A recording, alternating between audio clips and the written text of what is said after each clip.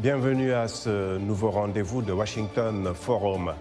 Le terrorisme, les changements anticonstitutionnels de pouvoir et la mauvaise gouvernance.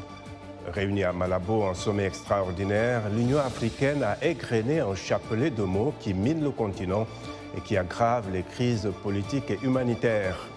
Le Mali, la Guinée, le Burkina Faso et le Soudan, tous dirigés par des militaires, étaient exclus du sommet. Ce qui en dit long sur la volonté de l'organisation continentale de maintenir sa fermeté sur les coups d'État. Si la prise du pouvoir par les militaires était un des sujets phares du sommet, le patron de la commission, le Tchadien Moussa Faki, a suscité un débat au sein de l'opinion en évoquant dans son discours ce qu'il appelle les coups d'État rampants, en référence aux modifications de constitution aux fins de confiscation du pouvoir. Comment l'Union africaine peut-elle arrêter la spirale des coups d'État et des tripatouillages de constitution? Comment assurer la stabilité institutionnelle pour éviter les crises politiques? Réponse avec nos invités.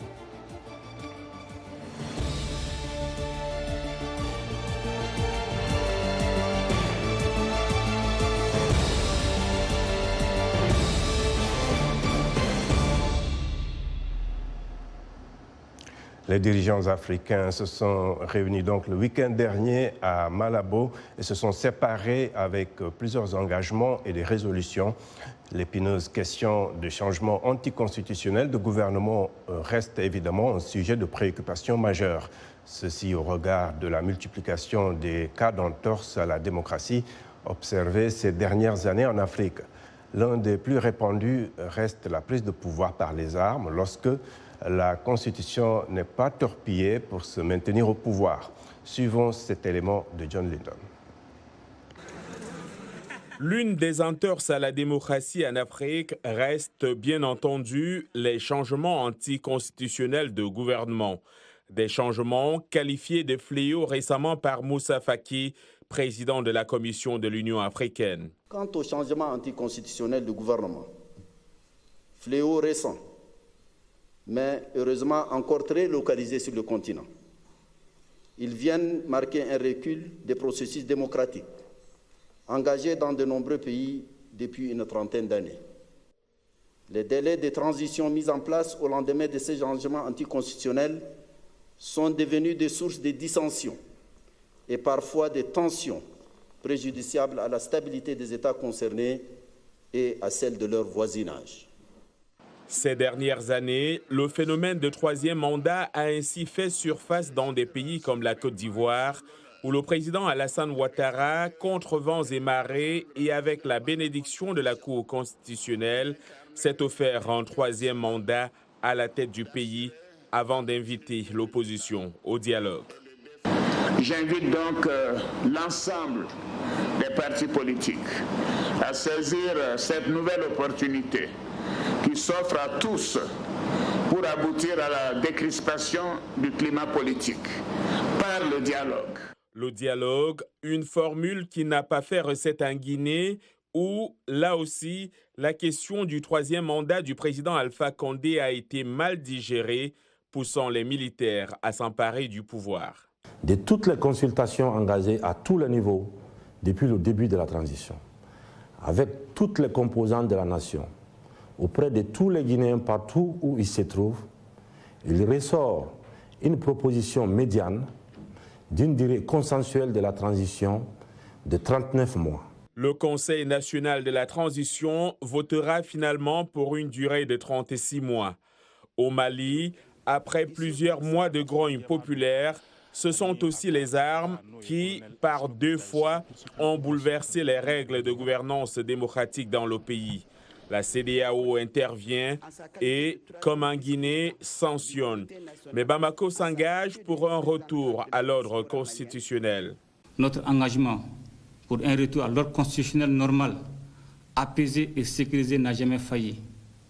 Nous appelons la CEDEAO, une fois de plus, à une analyse approfondie de la situation de notre pays en plaçant l'intérêt suprême de la population malienne au-dessus de toute autre considération. La prise du pouvoir par les armes aura aussi laissé son empreinte au Burkina Faso, au Soudan, mais également au Tchad, qui semble avoir bénéficié d'un chèque en blanc.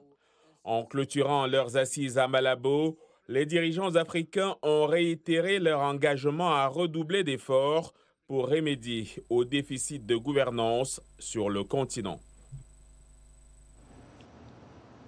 Merci beaucoup, John Lyndon. Et à présent, nos invités pour le débat via Skype à Dakar. Nous avons Ibrahim Khan, analyste politique. Vous êtes également le directeur du plaidoyer à l'Open Society for West Africa auprès de l'Union africaine. Nous avons à Rouen, en France, je crois au téléphone, Brice Arsène Mankou, sociologue, chercheur, co-directeur du Centre africain de recherche interdisciplinaire sur l'Afrique au Canada. Et ici aux États-Unis, précisément à Orlando, en Floride, Kéré Tanda, vous êtes professeur à l'Université de Kinshasa, lauréat 2021 du Grand Prix congolais du livre. Je dois aussi préciser que vous avez été assistant spécial de feu le président Laurent Désiré Kabila. Alors, Ibrahim Khan, je démarre avec vous. L'Union africaine renvoie-t-elle dos à dos les militaires ayant pris le pouvoir par les armes et les présidents qui se maintiennent au pouvoir à coup de changement constitutionnel? Je ne saurais vraiment répondre par l'affirmative à cette question parce que tout simplement, les résultats de cette réunion de Malabo sont pour moi assez décevants. Décevants dans la mesure où tout le monde connaît les mots que le continent vit à l'heure actuelle. Tout le monde sait qu'est-ce qui est à l'origine de ces groupes, qu'est-ce qui est à l'origine des problèmes de malgouvernance, mais rien dans le communiqué de l'Union africaine ne permet de penser que des mesures assez solides, des mesures importantes vont être prises dans les semaines, dans les mois à venir pour régler le problème. Mais quand il y a dans le document... Oui, mais quand les chefs d'État, quand même, dans leur déclaration finale, disent soutenir la déclaration d'Accra du 17 mars, qui établit un peu une corrélation entre la malgouvernance et les coups d'État, est-ce que ce n'est pas une manière d'évoquer cela, ou bien vous vouliez qu'il évoque spécifiquement la question du troisième mandat? Ils disent adhérer à la déclaration d'Accra. La déclaration d'Accra était claire sur les actions à prendre. Mais quand on lit le texte de l'Union africaine, aucune de ces mesures clés de la déclaration d'Accra ne sont reprises en compte. Par exemple, la déclaration d'Accra disait clairement qu'il fallait repenser le concept de changement anticonstitutionnel de gouvernement. La définition de l'article 23 de la Charte africaine de la démocratie est désuète. Il fallait repenser cela.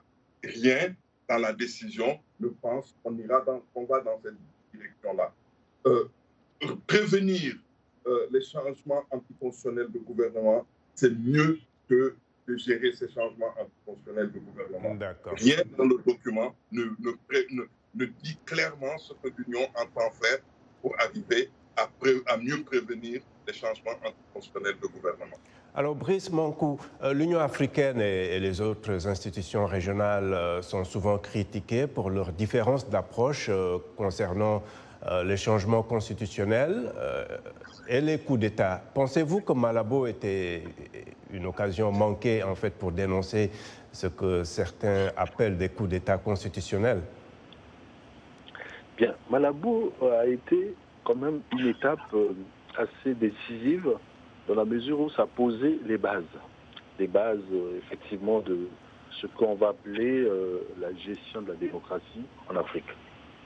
Le diagnostic étant posé à Malabo, le fait de pointer un certain nombre de difficultés qu'on a, notamment avec les changements constitutionnels qui sont intervenus en Afrique, le fait de pointer la question de la crise humanitaire, le fait de pointer un certain nombre de problèmes de gouvernance, on peut croire que c'est là une ouverture qui pourrait, en ce moment-là, permettre d'aller beaucoup plus loin. C'est vrai que le fait d'avoir un sommet extraordinaire comme ça à Malabo, ça n'est jamais arrivé depuis des décennies. Le fait de faire un diagnostic, j'ose croire que ça va nous amener progressivement à aller encore avec une certaine force et vigueur vers les problèmes qui sont les problèmes de gouvernance qui se posent en Afrique. Mais je regrette par exemple, qu'on ait mis de côté la question de la jeunesse, qu'on ait mis à côté la question de l'emploi des jeunes, qui, somme toute, sont des questions essentielles sur lesquelles nos gouvernants auraient pu aussi intégrer dans leur déclaration. On pourrait d'ailleurs revenir sur ces deux questions en seconde partie. Kéré Tanda, la limitation des mandats présidentiels et le verrouillage des constitutions sont-ils des chantiers vraiment à la portée de l'Union africaine pour vous?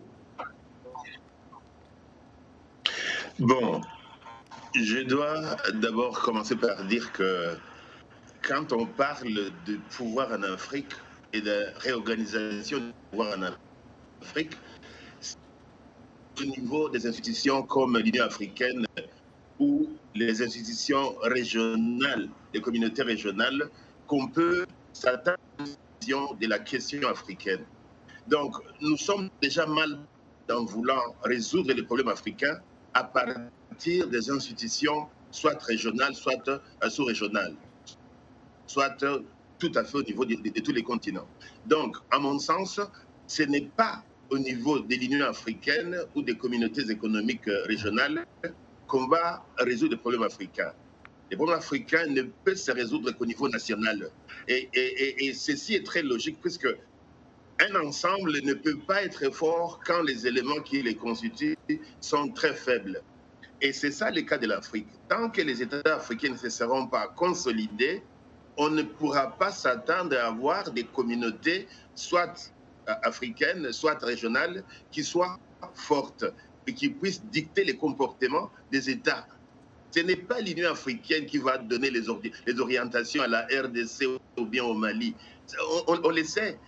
Donc, une institution sans aucun pouvoir, sans aucune force d'imposer sa décision sur les États, ne sert en tout cas, à mon sens, à rien. C'est la prise de conscience au niveau national qui pourrait amener à des transformations au niveau des États africains. Et tant que le peuple africain n'a pas encore priorisé, on aura des dirigeants qui vont répéter ce que nous sommes en train de dénoncer ici. Donc, pour peut-être résumer ma question, je suis en train tout simplement de dire que les changements en Afrique seront fondés sur les changements de mentalité au niveau national, puisque les gouvernants ne tombent pas du ciel. Les gouvernants sont l'émanation des peuples. Et tant que l'état d'esprit des populations n'aura pas changé pour prioriser les gens, on aura toujours à répéter les mêmes lamentations, les mêmes frustrations. Justement, Ibrahim Kane, j'ai envie de vous demander, est-ce qu'il y a une contradiction entre les dynamiques internes et externes? Quel rapport entre l'Union africaine et les régimes militaires, par exemple? Est-ce qu'on doit laisser les institutions régionales prendre le lead dans les discussions avec ces régimes qui auraient fait entorse à la bonne marche de la démocratie, entre guillemets? L'expérience de l'Afrique de l'Ouest avec la CEDEAO montre que les communautés économiques régionales peuvent jouer un grand rôle dans la gestion de ces situations. En réalité, avec le Conseil de paix et le protocole sur le Conseil de paix et de sécurité, c'est lorsque la communauté économique régionale est incapable ou n'a pas les moyens de gérer ces situations qu'on les transfère au niveau continental. Tout à l'heure, vous avez posé la question des changements anticonstitutionnels de gouvernement. La CEDEAO est en train de gérer des situations assez difficiles et est presque en train d'arriver à des solutions au Mali, au Burkina, même en Guinée, que vous aviez mentionné tout à l'heure. Le sommet du 4 juin prochain le prouvera. Et plus fondamentalement, la CEDEAO est en train de réviser son cadre régional de la gouvernance pour inclure dans les normes de convergence constitutionnelle de la région le fait que dans aucun État de la région, on pourra faire plus de 2 mandats. Donc, c'est vous dire que quand les régions le veulent, quand les régions vraiment s'agrippent à ces problématiques-là, ces problématiques peuvent connaître des avancées assez considérables. L'Afrique de l'Ouest exactement. Alors, Brice Mankou, l'Union africaine doit-elle aller dans le sens des sanctions, sortir le bâton, ou plutôt jouer un rôle de facilitateur entre ces régimes et les institutions régionales, ou même ces régimes et les différentes composantes au niveau national? En fait, l'une des faiblesses de l'Union africaine, c'est qu'elle n'a pas une force coercitive auprès des États. On a comme l'impression que c'est un club d'amis et l'Union africaine, même quand elle souhaite s'engager dans dénoncer des coups d'État, fait à minima. Et donc, ce qu'il faudrait faire, comme le souligne notre interlocuteur, c'est qu'au niveau des sous-régions, créer des mécanismes qui soient des mécanismes directs. Je prends l'exemple de ce qui se passe au Cameroun avec Boko Haram. Quelles sont les forces autour du Cameroun, quels sont les pays autour du Cameroun qui sont capables de s'organiser pour aller à la rescousse, justement, d'un tel État, l'État du Cameroun, qui, visiblement, est seul à lutter dans la sous-région Afrique centrale contre ce phénomène. Je prendrai aussi l'exemple de la RCA, etc. Et donc, renforcer les mécanismes sous-régionaux de résolution de conflits me semble être une piste intéressante au niveau donc de la CEMAC, au niveau de la CEAC, au niveau de la CEDEAO et d'un certain nombre d'autres groupements. Me semble quelque chose de plus efficace puisque c'est directement ces pays-là, du fait d'avoir des frontières communes, peuvent agir et agir vite par rapport à l'Union africaine qui reste quand même qui reste quand même une force qui soit un peu pas tout à fait intervenant dans un certain nombre d'États. Dans les mécanismes sous-régionaux qu'il faut renforcer, les mécanismes de résolution des conflits. D'accord. Alors, quel est ton ces régimes militaires semblent jouir d'une certaine popularité, quoi qu'on dise, une certaine popularité auprès de l'opinion. N'est-ce pas un message que l'Union africaine doit décrypter au lieu de condamner ou de sanctionner? Effectivement, et c'est ça que je suis en train de dire. La réalité des problèmes se trouve au niveau national. Si ces régimes militaires sont populaires, c'est parce qu'ils reflètent l'état d'esprit des populations. Les populations en ont marre avec les dirigeants africains qui vraiment ne font rien depuis l'accession de nos pays à l'indépendance pour transformer les vies de leurs citoyens. Et c'est donc dans ce contexte que nous voyons le retour de ces phénomènes que nous avons vécus. Pardon? Est-ce qu'il est évident que la situation s'est améliorée avec ces régimes militaires? Ce n'est pas encore évident, mais on doit leur accorder du temps. Étant donné qu'ils ont l'appui des populations, on doit leur donner du temps. Et moi, je pense que c'est là où se trouve la solution. Tant que les peuples sont avec eux, on doit leur permettre de mettre en pratique leur vision, leur plan, et voir ce que ça va donner. Mais ce n'est pas au niveau des institutions régionales ou continentales qu'on va résoudre les problèmes des pays africains. Je rejette totalement cette proposition et on sait qu'on est passé par là depuis des temps immémoriaux et les institutions régionales n'ont jamais donné de solution aux pays africains. Alors, jamais. Un point de vue intéressant, j'aurais aimé avoir la réponse d'Ibrahim Khan. Mais on va aller rapidement aux commentaires Facebook avant la pause. Nous avons donc notre premier téléspectateur, Yao Marcelin Kofi à Abidjan, qui dit la vision despotique du pouvoir politique qu'ont certains chefs d'État africains engendre malheureusement les changements de constitution.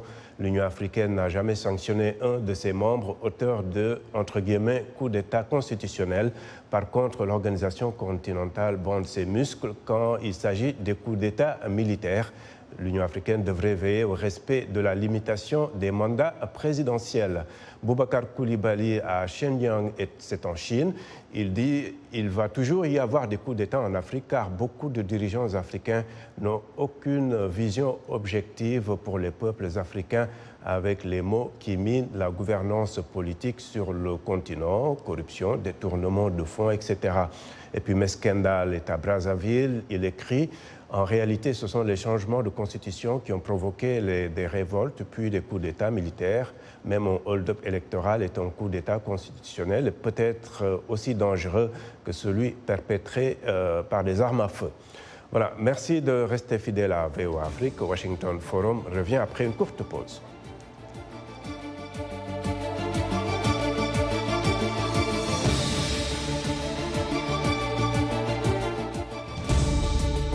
Washington Forum, le rendez-vous hebdomadaire de VOA Afrique à ne pas manquer. Chaque semaine, nous sommes ensemble pour 30 minutes pour décortiquer les grands sujets qui font l'actualité. Avec nos analystes et nos reporters, nous allons au fond des choses. Politique, économie, société, culture. Nous posons le débat et nos analystes sont là pour apporter l'éclairage. Washington Forum, c'est aussi vous, le public. Vous pouvez participer en réagissant au thème de la semaine sur nos réseaux sociaux. La rédaction de VOA Afrique vous donne rendez-vous sur ses chaînes partenaires, son site voafrique.com et sur ses plateformes numériques pour prendre part à ce forum réalisé dans nos studios à Washington. À très bientôt dans Washington Forum.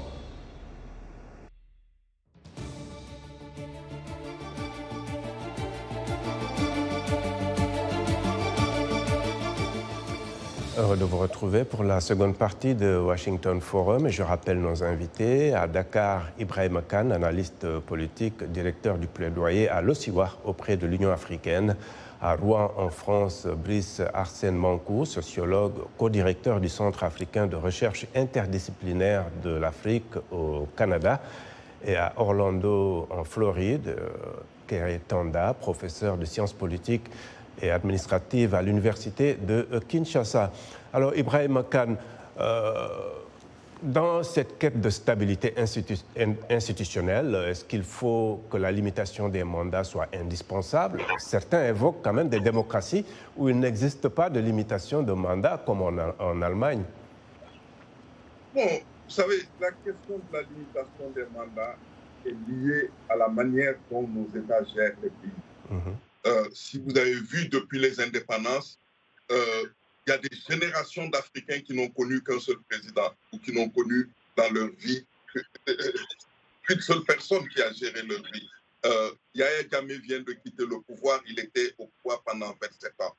On ne peut pas penser que Yahya Jammeh était le seul Gambien qui est capable de gérer la vie des Gambiens. Et donc, permettre au maximum de citoyens de briguer le pouvoir d'État, de participer à la gestion des affaires publiques, est un moyen aussi de pérenniser le système démocratique que nous voulons voir pérenniser dans tous nos États, mais aussi un moyen de faire en sorte que la jeunesse croit à la possibilité d'un renouvellement périodique de la classe politique, de renouvellement périodique des gens qui gèrent le pays. Donc, à mon avis, vu la nature des systèmes politiques qu'on a, il est nécessaire de limiter les mandats des présidents. Et d'ailleurs, un président sénégalais de la trempe de Abdou Diouf a dit ouvertement que d'après sa propre expérience, 2 mandats étaient largement suffisants pour un président